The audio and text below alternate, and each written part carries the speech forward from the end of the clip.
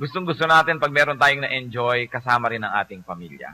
Pero tayo po na nakakakilala sa Panginoon, tayo nagsasabing people of the kingdom of God, madadala ba't kasama ba natin lahat ng ating mga mahal sa buhay doon sa paraiso? Balikan po natin ang isang kasaysayan na kung tutuusin ay gas-gas na sa pag-aaral ng mga anak ng Diyos. Pero hinga natin ng Panginoon ng mga bagong mga insights at mga application ng kasaysayan na ito. John chapter 3, verses 1 to 2 and so on. Now there was a man of the Pharisees named Nicodemus, a member of the Jewish ruling council. He came to Jesus at night and said, Rabbi, we know you are a teacher who has come from God, for no one could perform the miraculous signs you are doing if God were not with him. So isa pong magandang tagpo, itong si Nicodemus, a distinguished man, a Pharisee. He belonged to the largest and most influential political party of the during the times of the Lord. And he was a member of the Jewish council. It was the highest group presided over by the priest himself, the very high priest.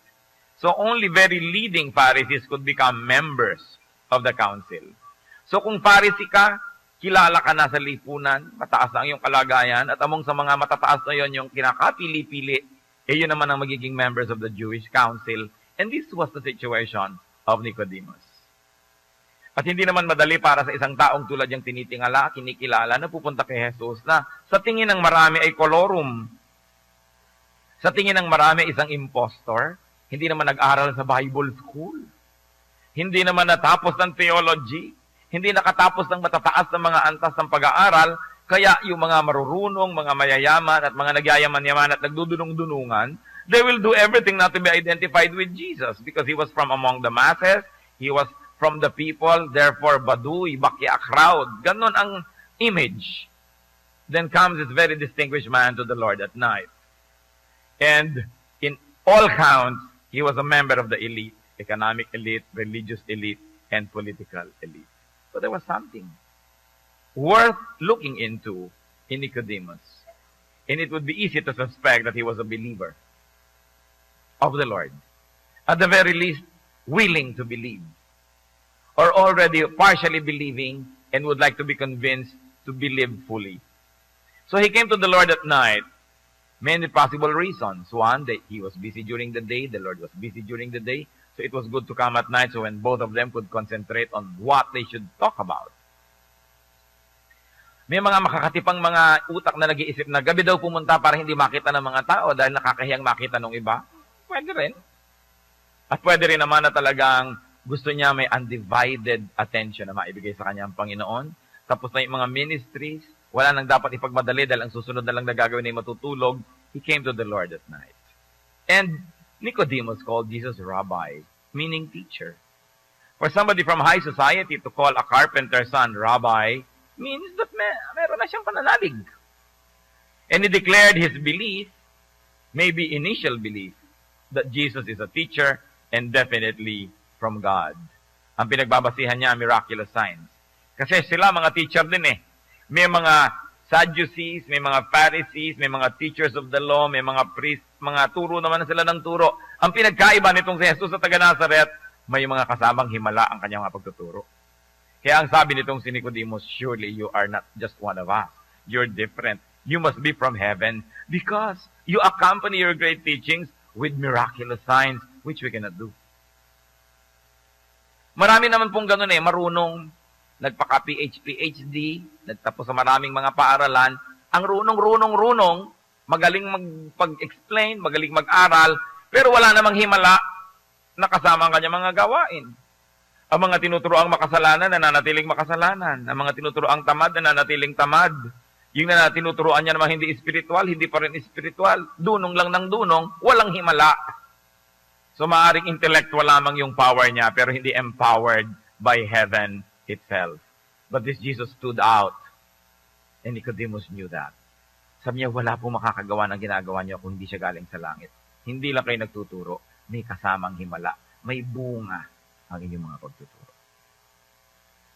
And what are the lessons that we can glean from this encounter? First, that those who already have some faith in Jesus should come closer. Na yung mga naniniwala sa Panginoon, Dapat lumapit pang lalo.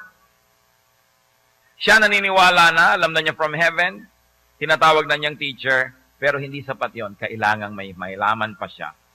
Pagka po tayo ay may nakitang isang maganda at mabuting bagay, dapat nating i-pursue.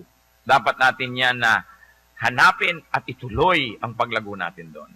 You know, some people know a little but do not pursue Jesus. Marami naman eh. Ang dami-dami pong tao kahit sa ating bansa, meron ka bang alam tungkol kay Jesus? Meron. Hindi ba siya ay ipinanganak na ganito? Sa sabsaban? Hindi ba siya ay naipako sa krus? Pero hanggang doon na lang. Our little knowledge of Jesus must encourage us to pursue so that we can know more, and knowing more, we can believe some more. Some people believe but do not pursue the truth. Therefore, they are not able to believe enough. So we can learn from Nicodemus, who was already a Pharisee and a leader, but still humbled himself and tried to get closer. Then tuloy ang kanilang usapan, John chapter 3, verse 3. At sinabi ni Lord itong to be famous sentence na ito. In reply, Jesus declared, I tell you the truth. No one can see the kingdom of God unless he is born again. Akala ng iba yung pagiging born again ay bagong uso. Hindi, ang Panginoon mismo sa kanyang sariling labi lumabas ang mga pangungusap na ito na ang kailangan ng tao ipanganak na muli. Kailangan siyang magbalik loob. Kailangan siyang magbagong loob. Maging iba siya para niya makita, makilala ang kaharian ng Diyos. And he was very emphatic. I tell you the truth. Kung tatagalugin natin, sabi ni Lord, sa totoo lang, walang maliligtas kung hindi siya ipapanganak na muli. So you will never see the kingdom of God. And what is the kingdom of God? One meaning of the kingdom of God can be the actual heaven, the abode of God, the actual place. And yet another meaning of the kingdom of God, which many people miss, is the Spirit of God that characterizes and fills that actual place, which can be here now. So pag pinag-uusapan po yung kingdom of God, maaring yun yung langit na ibababa, yung langit na mapasa amin ng kaharian mo, the kingdom which is yet to come, the heaven, the new heaven which will be brought down to earth, na inaantay ng mga namatay na at pag naghari na si Jesus. Pero meron pa pong isang meaning ang kingdom of God, yung essence, yung wisdom, yung ways of God that we can feel and we can know now. Kaya sabi sa Luke 17:20-21, once having been asked by the Pharisees when the kingdom of God would come, ibig sabihin yung literal, physical na langit, yung kaharian ng Diyos, Jesus replied, the kingdom of God does not come with your careful observation, nor will people say, here it is, or there it is, because the kingdom of God is, church, within you. In other words, there is such a thing as a kingdom of God which is to come, but even now, if it's not here yet, the kingdom of God can have an advance party in your spirit. So kung ano yung kalagayan sa kingdom of God, peace, love, harmony, pwede nang maghari yung ngayon sa tao, pwede na mag-umpisa sa kanyang puso. The kingdom of God. Kaya kung minsan, pag sinasabi ni Lord, in fact, the kingdom of God has come, nagtataka yung mga iba, bakit wala pa yung mga anghel, wala pa yung mga trompeta, wala pa yung mga ulap, ang sinasabi ni Lord, yung spiritual kingdom which is in the heart. So dalawang meanings of the kingdom of God. The two types, the kingdom that is to come, and the kingdom that is here and now, readily available if you're already spiritually attuned to Jesus. And the people of God had better distinguish between the two types of kingdom whenever it is mentioned in Scripture. Minsan nakakalito kasi bakit sinasabi ni Lord, now the kingdom has come, pero wala pa. Yung pala, sa puso, pwede na. Kahit wala pa yung langit, wala ka pa sa langit, narito ka pa sa lupa na mala-impyerno, pwedeng maging makalangit at halos ay malalangit ang iyong buhay mo. Kung naghahari na sa iyong puso si Kristo, ang kapayapaan, yung contentment, yung love, yung forgiveness, the kingdom has come to you. Although it's still something to come to other people. What else can we learn from the encounter? Do not measure spiritual things by physical standards. We've got to deconstruct our earthly knowledge and wisdom to accommodate spiritual truth. Kumisan po ang korte ng ating utak is so solid and so sure and so permanent, hindi tuloy pumasok-pasok doon, hindi mapagkasya yung mga bagay na may kinalaman sa Diyos because we like to measure spiritual things with the way we measure everything else. But the multi-layered meanings of what the Lord said could be. Pag sinabi niyang no one can see the kingdom of God unless he is born again, is that no one will enter the actual place, the heaven, or no one will get into the state of spirituality and heavenliness that is yet to come unless he is born again. Dalawang bagay. At payagan niyo po ako maging paulit-ulit kasi play with words to eh. Kung hindi ka born again, hindi ka pupunta doon sa tunay na langit, physical langit, yung darating na langit. Or, kung hindi ka born again, hindi mo mararanasang magkaroon ng makalangit na isip at puso at buhay kahit narito ka pa sa lupa. No one will behold and understand the spirit and the principles of the kingdom unless he is born again. Para maunawaan natin ang mga pinagsasasabi ni Jesus, para maunawaan natin itinuturo niya, dapat ka munang ma-born again. Kasi kung hindi ka born again, you will never have the keys to understand, to open, with which to open these seemingly unopenable doors. So hindi pwedeng intellectual exercise lang yan.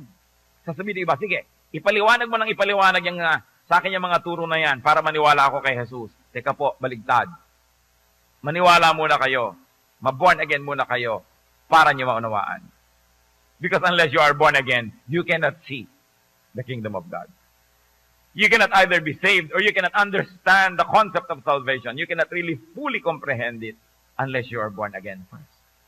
So huwag niyo po akong pagpaliwanagin at hahanapin niyo na darating ang puntong maniniwala kayo. Hindi pwedeng maunawaan ng utak lang ng tao ang bagay ng mga espiritual. Kailangan muna siya maging espiritual para niya maunawaan. So sabi ni Lord, kailangan mo born again ka muna para makita yung kingdom. Kaya may mga tao, o sige, ipaliwanag nyo sa akin yung turo ng mga pastor nyo na yan, at pagka ako'y nasiyahan, tsaka ako attend, tsaka ako maniniwala. Aba, hindi na ho kayo maniniwala kahit kailan. Kailangan mo nang ilagay nyo yung sarili doon sa linya, nadadaanan ng pagpapala, magkaroon ng pagbabago, yung mga walls in your mind, tanggalin nyo muna. You've got to be a new person, a new creation, a born-again person, so you can begin to understand. And no one will know Jesus as the Son of God unless he is born again. Kaya mga hindi makaunawa tungkol sa mga ganyang bagay, hindi maunawaan kasi isip ng isip. Kailangan mo nang tanggapin si Jesus. Humingi tayo ng bagong espiritu, bagong puso, at saka tayo mag-aral. Kasunod, magkakaroon tayo ng capacity to understand. And of course, technically, no one will be saved unless he is born again. And in a spiritual way, no one will understand Jesus and heavenly ideas unless he is born again. So itong si Nicodemus, interesting. Born again na kaya siya nung hinarap niya si Jesus? Kasi bakit niya tinawag na Rabbi? Bakit niya tinawag na you must be from heaven? May nauunawaan na siya na hindi mauunawaan ng iba kung hindi sila spiritually attuned to the Lord. Could Nicodemus be already born again? Or could he be in the process of being born again because he already had an initial understanding of Jesus, of the kingdom of God, and of the kingdom of heaven. And now he was there wanting to know more so he can be fully cognizant of who Jesus was, and therefore he could fully accept him by faith. Kasi si Lord, yung mga sinabi niyang very indirectly, sabi ni Nicodemus, Rabbi, palagay ko po galing kayo sa langit kasi walang makakagawa ng ginagawa niyo kung hindi galing sa langit. Sabi ni Lord sa kanya, indirectly, alam mo, hindi mo masasabi yan kung hindi ka born again. Bakit may alam ka na? Mukhang naiintindihan mo na kung sino ako. O kaya sinasabi ni Lord, walang makakapagsabi niyan kung hindi siya born again. So, maaring born again ka na ba? O in the process, in the making. And the third lesson we learn from this encounter is almost a repeat of number 2. Be spiritual to understand spiritual truths. It is important. Gusto mong maunawaan ng mga Chinese talaga? Speak the language. Then you'll understand. You want to understand the Filipinos? Speak their language because there are many ways to understand them through the words they say, through how they say things. So, you want to understand spiritual things? First, be spiritual. Kaya po marami mga intellectual, pero hindi spiritual. Marami mga Bible scholars, alam lahat ang pasikot-sikot ng Bible, alam lahat ang mga sinasabi ng mga verses, pero hindi spiritual ang buhay. At walang mga bungang espiritual. Kasi hanggang utak lang. Ang sinasabi ni Lord, Aba, hindi pwedeng maintindihan niya ng ganyan lang. Kailangan sasakay ka ng lubos, papasok ka doon sa system, and then you will understand. Sapagkat ang mga espiritual na bagay hindi na pag-aaralan, yan ay ipinagkakaloob ng Espiritu ng Diyos. Kaya patiga ang panalangin, hindi naman natin lubos na nauunawaan, kaya ang tunay na panalangin talaga yung led by the Spirit. Sa Romans 8:26 to 27. In the same way, the Spirit helps us in our weakness. We do not know what ought to pray for, but the Spirit Himself intercedes for us with groans that words cannot express. And He who searches our hearts knows the mind of the Spirit, because the Spirit intercedes for the saints in accordance with God's will. Maraming possible readings ito. Isa sa mga yan, hindi mo naman alam talaga kung anong dapat mo ipag-pray eh. Dahil hindi po ba sinasabi, if you pray according to God's will, He hears.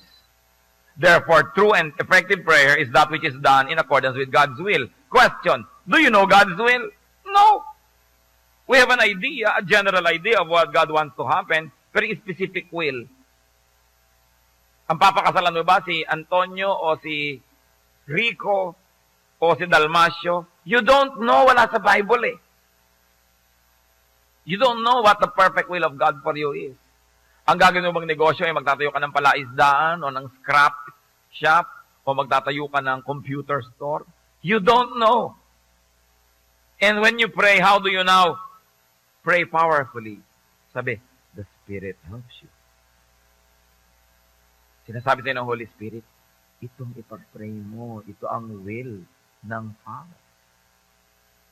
At pag malinis ang iyong kalooban, espiritual lang yung buhay, naririnig mong mabuti yung tinig ng Espiritu, nasusunog mo, may udyok sa'yo, bakit nagigising ka ng alas 2 ng umaga, gusto mong ipag-pray sa Aling Tekla. Tapos malalaman mo pala kinabukasan, nanganganib yung buhay dyan ng oras na yun, kaya mo siya pinag-pray. The Spirit leads you to pray according to God's will. Kasi, ang buhay mo ay spiritual. Pero kung hindi ka spiritual, sinasabi ng Spirit, ipag-pray mo sa Aling Petra. Hingi ako ng bahay. Lord, bigyan niyo po ako ng bahay. Wala, hindi sinasagot. Kasi when we ask according to God's will, He hears.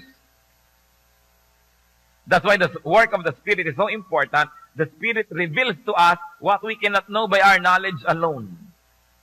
So sabi, the Spirit helps us in our weakness. We do not know what we ought to pray for, but the Spirit Himself intercedes for us with groans and words that words cannot express.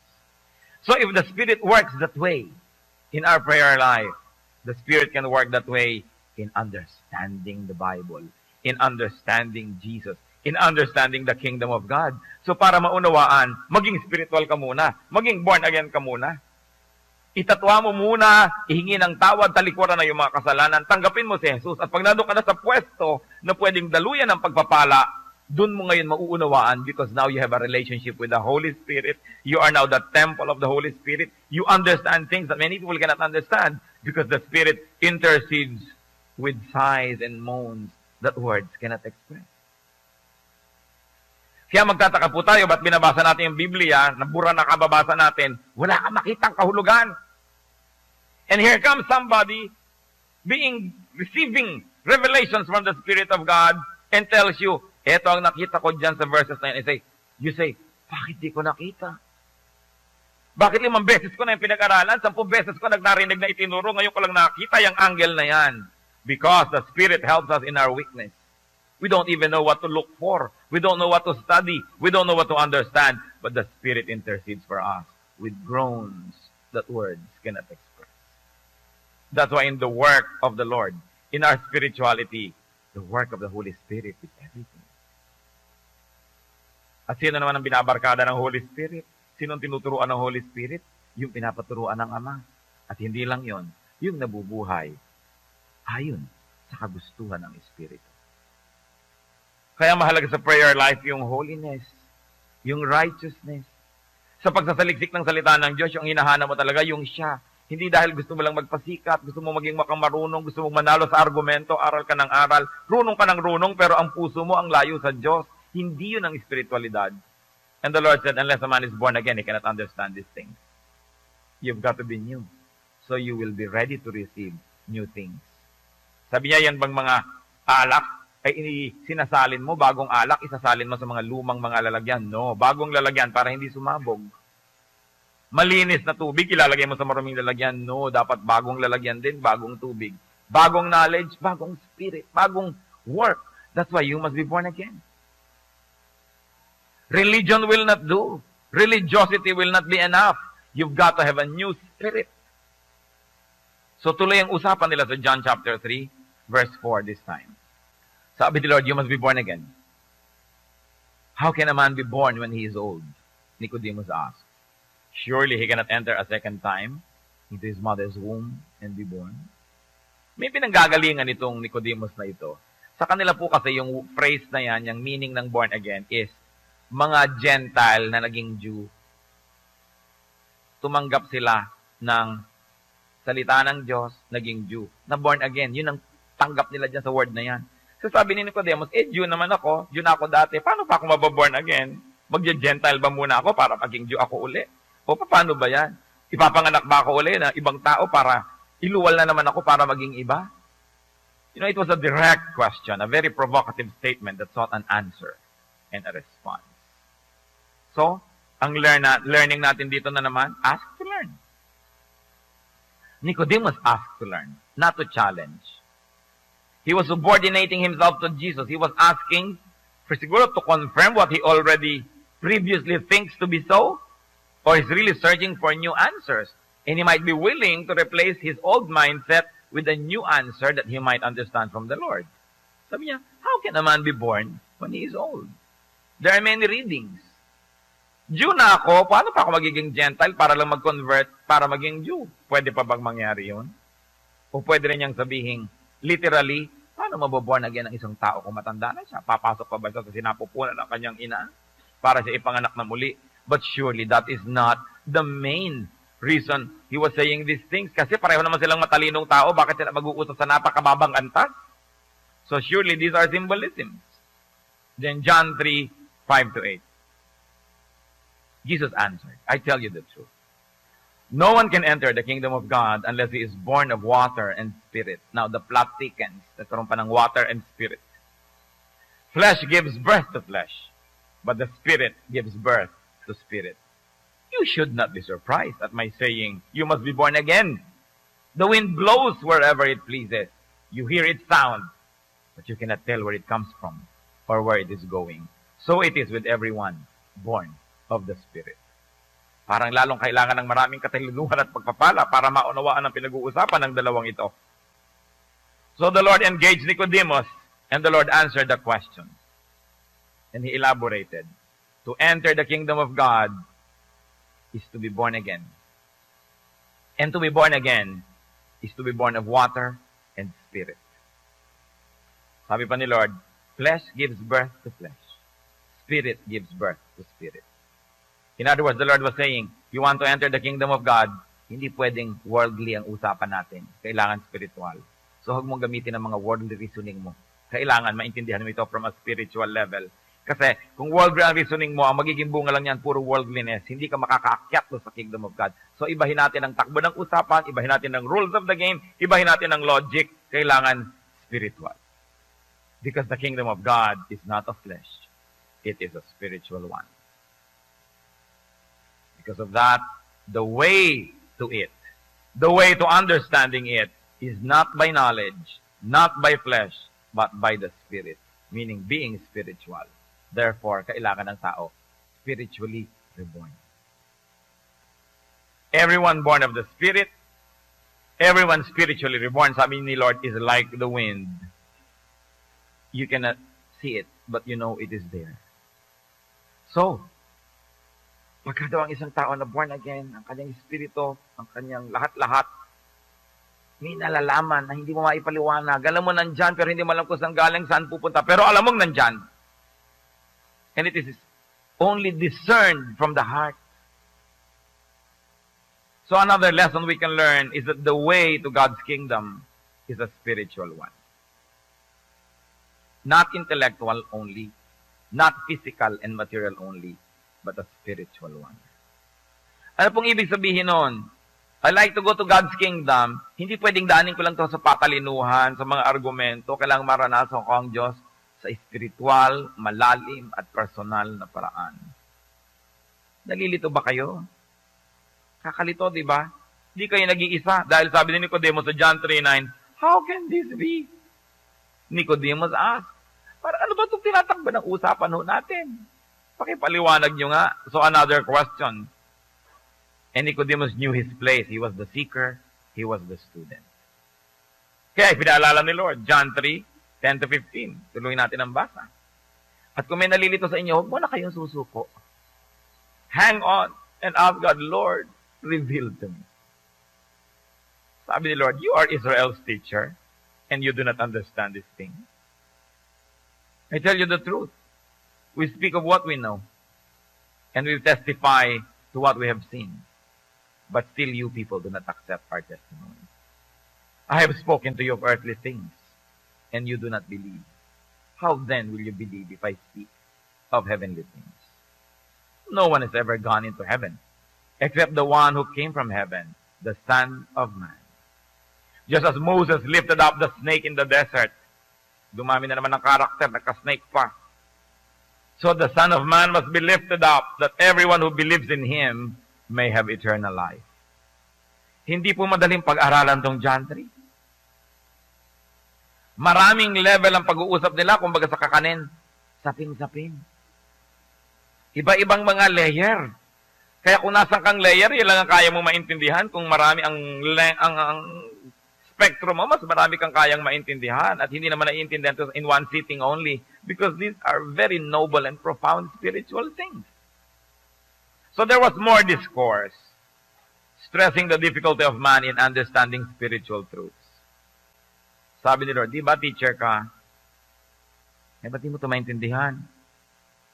Alam niyo po yung tanong na yun, hindi para insulto yun si Nicodemus. Sinasabi niya, lahat ng pagtatangka nyo, lahat ng pagsisikap nyo, lahat ng educational institution ninyo, walang nararating. Kasi hindi kayo spiritual eh.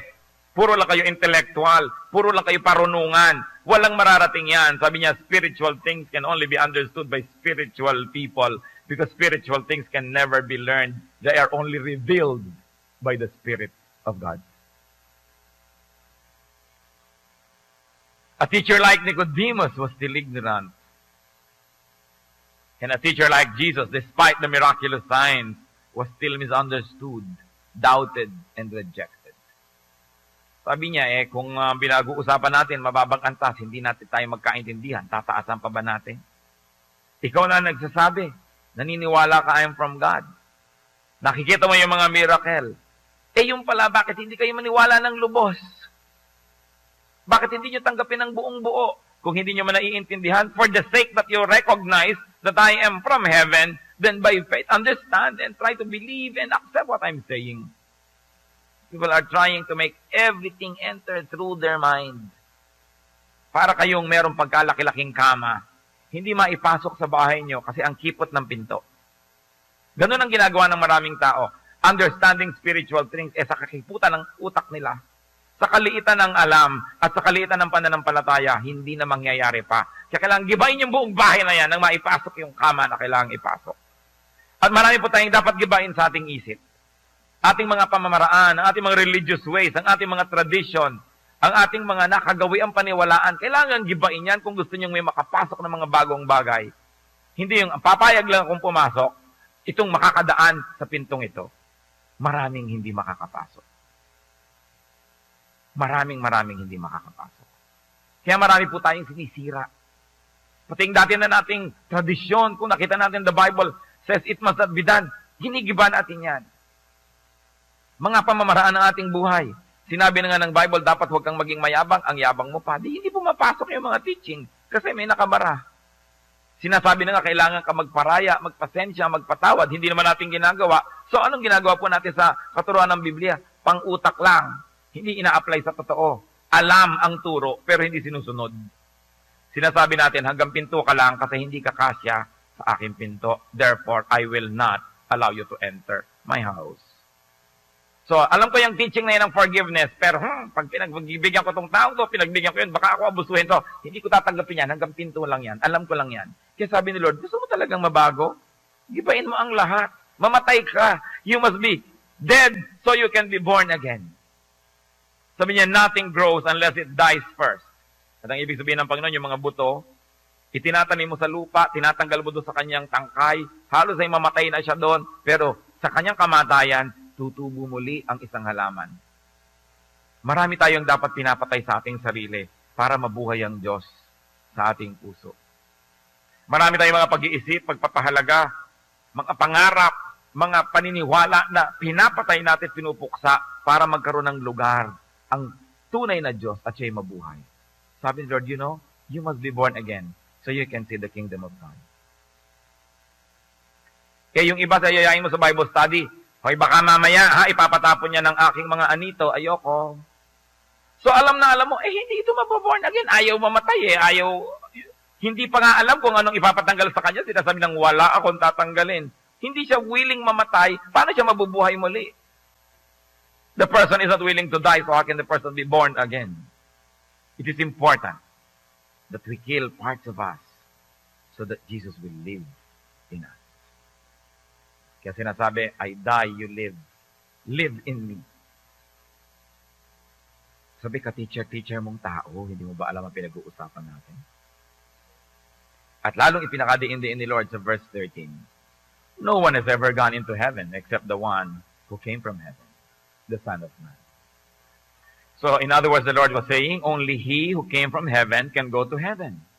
Therefore, only those who will go with and be taken by Jesus can go into heaven. Sabi niya, yun lang galing sa langit, ang makakapunta sa langit. Ako lang ang galing doon. Ang makakarating lang doon ay yung isasama ko. Yung sasama sa akin. In other words, para kita isama, kailangan kang mamatay at ako'y mabubuhay sa iyo. At dahil ako'y nasa sa iyo na, papasok ka na sa langit. Pero yung ikaw buong buo as you are, gusto mong pumasok doon, off limits, hindi ka pwede doon. You've got to die. You've got to die to your old self. And let me live in you. Then I can take you to heaven. How can people go to heaven? How can people see the kingdom of God? In our everyday language, we mean, how can we be saved? By being born again. So, teka na, ipaliwanag na po ba talaga kung anong pagiging born again? It's by believing in Jesus. Dahil sabi sa verse 15, that everyone who believes in Him may have eternal life. If to be born again is to have eternal life, is to believe in Him is to have eternal life. Therefore, to be born again is to believe in Jesus. Simple mga mathematic formula. No? Whatever you do on the left side of the equation, you do on the right. If A is equal to B, if B is equal to C, then A is equal to C. So to be born again is to see the kingdom of God. To believe in Jesus is to see the kingdom of God. Therefore, to be born again is really nothing but to believe in Jesus. So, ang sinasabi, Lord, you want to go to heaven? Believe in me. You must be born again. Kaya lang, meron pang problema. To be born again is by being born of water and of spirit. Ano na naman yan? Elaborate teachings were born out of this water and spirit idea. What does it mean? What can it possibly mean to be born of water? Water kasi, what do you think of water? Whenever you think water, can you think baptism? To be born of water ba is equal to baptism? Because baptism is equal to repentance, and repentance is equal to cleansing. Therefore, to be born of water, sinasabi lang ni Lord, you must be born of water. In other words, kailangan ka ma-cleanse. How? Kailangan ka mag-repent. Anong symbol ng repentance? Baptism. That's why baptism is always part of an important ritual. Hebrews 9:22. In fact, the law requires that nearly everything be cleansed with blood. And without the shedding of blood, there is no forgiveness. If going to heaven means being forgiven first, how can I be forgiven? By the shed blood of Jesus. And how can I be cleansed by the shed of blood of Jesus? By believing in Him. And what is the symbol of that? Repentance, baptism. Acts 2:38, Peter replied, repent and be baptized, every one of you, in the name of Jesus Christ, for the forgiveness of sins, and you will receive the gift of the Holy Spirit. So could it mean that to be born of water is to be baptized, meaning really to repent, meaning really to be cleansed. Remember, baptism is just a ritual. It doesn't save. But if it means an inner truth that you have repented and been cleansed, then it becomes important. And then sabi, you must be born of spirit. Could it be equal to being forgiven, being renewed, and being given a new spirit? Sabi sa 1 Corinthians 6:11, referring to former sinners who have become believers, that is what some of you were, meaning you were sinners. But you were washed, you were sanctified, you were justified in the name of the Lord Jesus Christ, and by the Spirit of our God. At sa Ezekiel 11:9, I will give them an undivided heart and put a new spirit in them. I will remove from them their heart of stone and give them a heart of flesh. So we go back to the original question, how does one see, how does one enter the kingdom of God? The answer of the Lord, be born again. What can it mean? Be born of water, meaning repent. Be born of spirit, meaning be renewed. And believe in Jesus as from heaven, as the Son of God, as Savior, as Lord. And only Jesus is Savior. Kaya yung ating pong binasa John 3:13, no one has ever gone into heaven except the one who came from heaven, the Son of Man. You want to go to heaven? You want to see the kingdom of God? Only Jesus can take you there because only Jesus came from heaven. Lahat po ng ating mga kapwa-tao, no matter what religious stature they achieve or religion gives to them, they are from the earth. Kasi tao lang sila. And while Jesus is human, Jesus is divine as well. Hindi tayo kayang iligtas ng kapwa-tao lang. Hindi ka pwedeng tumawag sa kapwa-tao lang. Hindi ka pwedeng magdasal sa kapwa-tao lang. Kahit na nabuhay na siya at namatay ilang libong taon na ang nakalipas o several hundreds of years. At siya ay dumaan sa mga ritual na binigyan siya ng kung ano-ano mga religious title. Tao pa rin yun. Only He who came from heaven can go back to heaven. And therefore, only those who will cling to this one who came from heaven can go to heaven. Kaya sabi sa John 14:6 ni Lord, Jesus answered, I am the way, and the truth, and the life. No one comes to the Father except through me. How can you go to the Father through someone else? Eh si Lord lang yung from the Father. Siya lang ang pwede mong daanan to the Father. Kaya meron naman mga iba, ini-ignore nila si Jesus. They go directly down to the Father. How can the Father receive you? There is no common denominator. The Father is divine, you are human. Walang transformer. Hindi ba yung 220 gagawin mong 110, yung 110 gagawin mong 220, nandun ka sa gitna.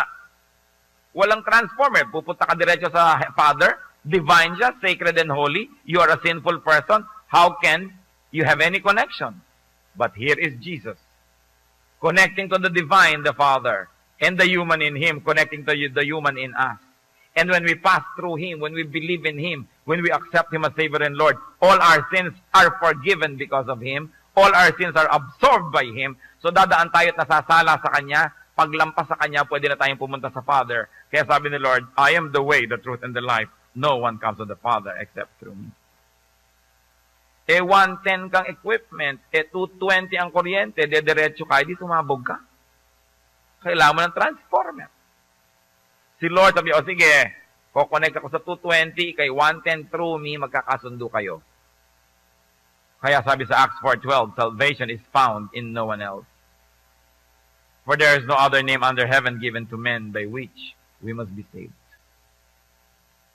At sinasabi, we have peace with God through our Lord Jesus Christ. Dumaan tayo sa Kanya, nasala niya tayo, lahat ng kasalanan natin, inako niya, paglampas natin sa Kanya, holy na tayo, ang tawag sa atin, saint, holy. Pwede ka na ngayong dumiretso sa Father. E diretso ka mag-isa, without Christ, you will never be accepted. Kaya 1 Timothy 2:5-6 says, there is one God and one mediator between God and men, the man Christ Jesus, who gave Himself as a ransom for all men, the testimony given in its proper time. And John 3:16-18, kasunod ng ating mga binasa.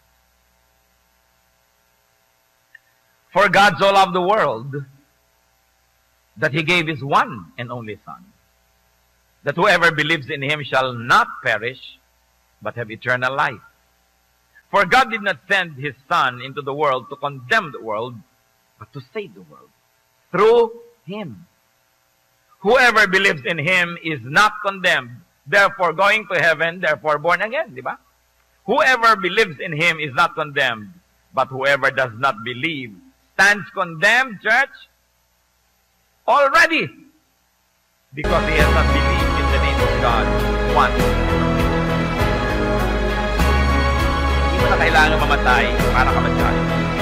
Kung sa pananinindigan mo ngayon, hindi ka naniniwala kay Jesus bilang anak ng Diyos, bilang Diyos, bilang tagapagligtas, condemned ka na. At dahil condemned ka na, paano ka ngayon maliligtas? This life is already destroyed. This life is already marked for hell. Die and born again. Kaya dapat ka na makapalaran. Balik sa death. Ubura ka na, then may bago ka ng buhay. You are already in the Lord. Then you can go to the kingdom. That is 2 Corinthians 5:17. If anyone the old is gone, the new is gone. The old cannot enter the kingdom of God. It's too damaged. You've got to be new. And how does that happen? Lord, akin na po ang inyong kabanalan. Ito po ang aking mga kasalanan. Inyo na. Paparusahan po ako. Pwede ba kayo na? Pumunta kayo sa cross. Pumunta kayo para sa akin. Ginawa niya lahat. So that through Christ, we can enter into the kingdom of God. Kaya sinasabi niya, look, the Lamb of God that takes away the sin of the world. Ito po sa mga seremonya sa Israel noong araw, yung lamb, ceremonially, pag inilagay sa gitna, inililipat sa kanya ang kasalanan ng lahat ng mga tao. At pag nasa kanya na, papatayin siya ngayon. Therefore, bayad na ang kasalanan. Kaya si Jesus, inilipat sa kanya lahat ng kasalanan natin at namatay siya. Kaya lang, ang pinag-aiba niya sa mga lambs ng Israel, siya yung true lamb. Ang kabanalan niya ay higit sa kasalanan nating lahat. Kaya may sukli pa siya. Bumangon pa siya uli, nabuhay pa siya. Bayad na tayo, may sukli pa. That's why He is the only Savior. So bakit kayo ngayon magdadasal sa iba? Bakit kayo tatawag sa iba? Sila ba'y ipinako sa krus para sa atin? Sila ba'y galing sa langit? Sila ba'y anak ng Diyos? Saan pa tayo? Dapat clear.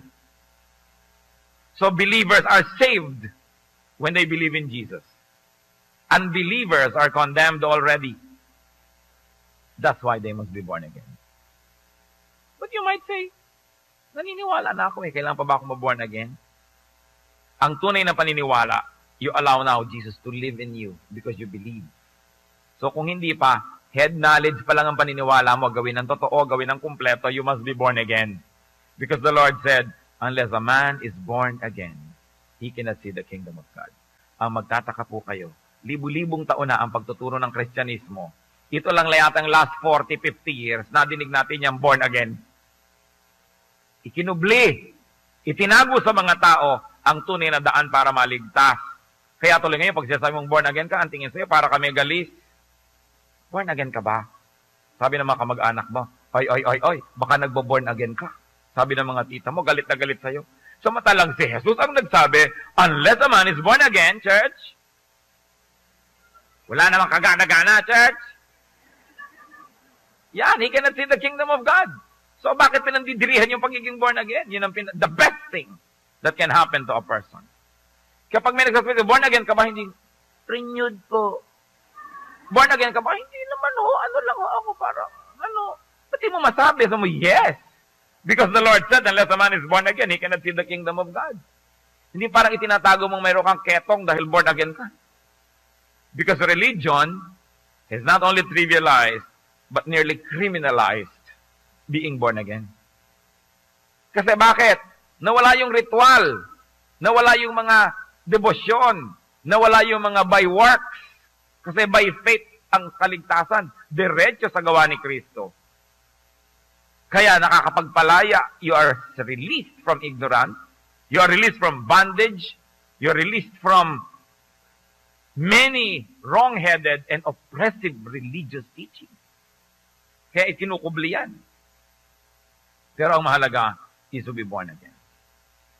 Ito pong tanong ko, at huwag nyo nang lakasan ng sagot, personal na lang. Born again na ba kayo? Sino may mga born again dito? Pwede bang pumalakpak sa Diyos? Dapat kasali ako. Amen. Praise God. Etong tanong. Ang mga kamag-anak nyo, will your loved ones see the kingdom? Sabi ni Lord, unless a man is born again, he cannot see the kingdom of God. Ang nanay nyo. Kung ako ang nanay ko, mahirap kausap yan. Hinahawakan ng palo-palo, pinabanggit ko ang pagiging born again. Ibig nyo sabihin, hahayaan nyo na siya, balato nyo na kay taning ang nanay nyo. Para lang siya huwag magalit o maggalit-galitan, di bali na. Paano ang anak nyo? Manugang nyo? Biyenan nyo? Ay, biyenan ko, hindi bali na, huwag na lang. Hindi! Kailangan lalo, dahil talagang kung tunay kang born again, love your enemies. Hindi mo naman enemy talaga yung biyenan mo, kung minsan lang may misunderstanding kayo. So, lalo na nating dapat mahalin. At isang malaking test yan, kung talaga kang anak ng Diyos. Lahat ng tao gusto mo masave. Kailangan tayo ma-born again. Because those who are born again, those who truly believe in Jesus, will be saved. You must do something now. Romans 3:23 says, for all have sinned and fall short of the glory of God. All have sinned. Ano ngayon ang kinalaman natin dyan? Romans 6:23, for the wages of sin is death.